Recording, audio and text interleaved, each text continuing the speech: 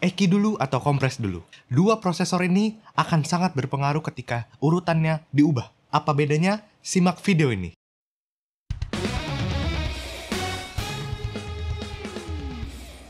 Halo, saya John Christopher. Selamat datang di YouTube channel Belajar Sound.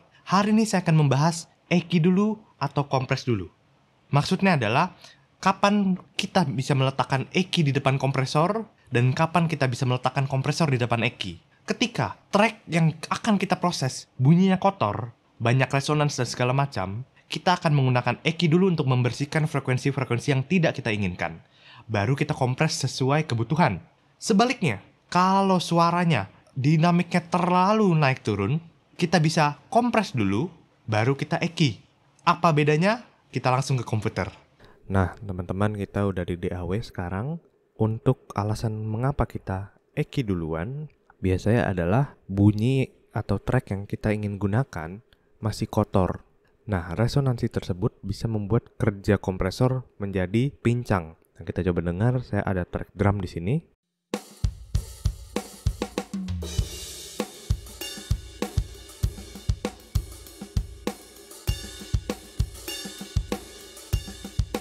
Nah, bisa didengar setiap kick berbunyi, kompresornya akan bekerja lebih keras dibanding pukulan-pukulan lainnya. Nah, salah satu caranya bisa dengan motong frekuensi yang terlalu menonjol. Dalam hal ini kick berarti di low-nya.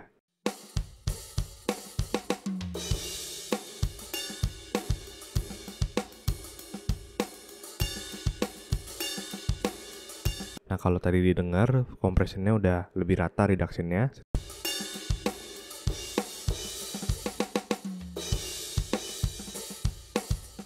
Juga bisa kita balik ketika kita mau snare yang lebih ke kompres. Berarti kita boost frekuensi snare-nya.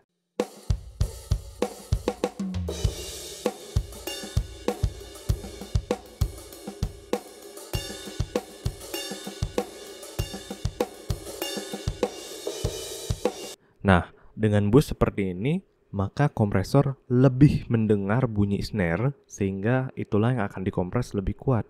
Nah, sekarang saya akan coba bolak-balik, kompres dulu atau Eki dulu dengan settingan yang kita udah coba dari tadi.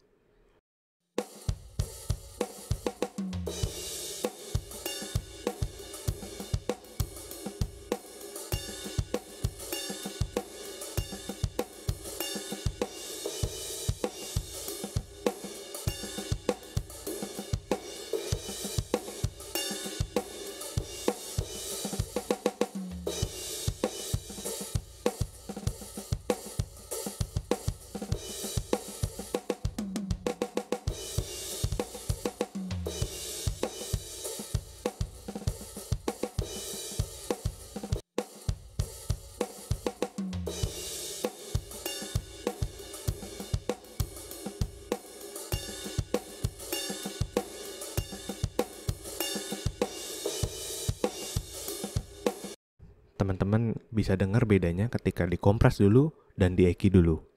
Dengan settingan ini, ketika kita Eki dulu, maka bunyi snare yang akan lebih terkompres. Sementara bunyi kick tetap tidak terlalu ketahan dan bunyi simbal dan lain-lain tidak terlalu ketahan.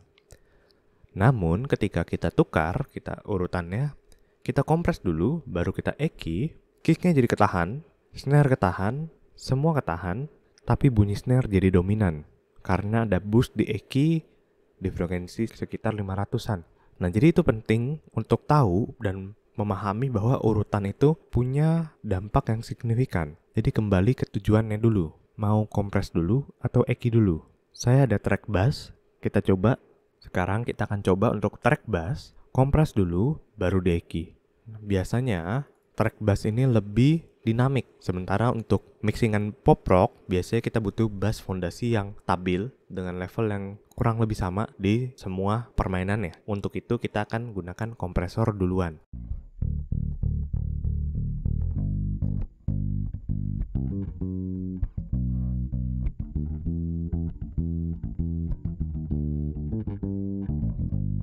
Nah, di beberapa titik ada nada-nada bass yang levelnya kurang naik, bisa kita bantu dengan kompresor, dan level yang terlalu tinggi bisa kita turunin dengan kompresor.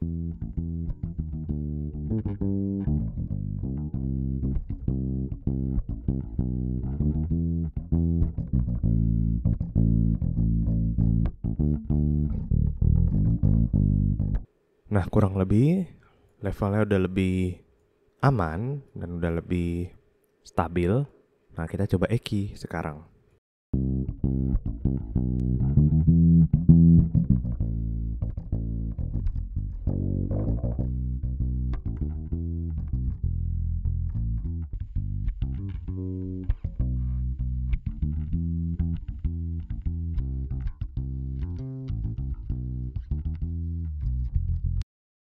Nah, sekarang kita coba apakah ada efeknya ketika kita tukar urutan kompresor dan Eki.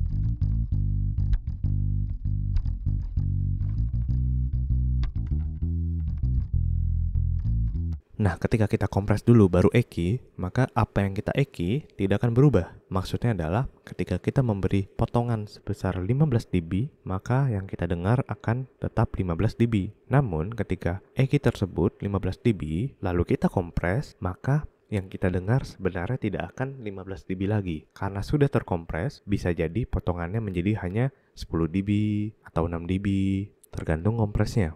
Makanya ketika kompres dulu baru di Eki, suara bassnya terdengar lebih kepotong frekuensinya. Sementara ketika di Eki dulu baru dikompres, Eki-nya tidak terlalu berasa. Kira-kira seperti itu teman-teman.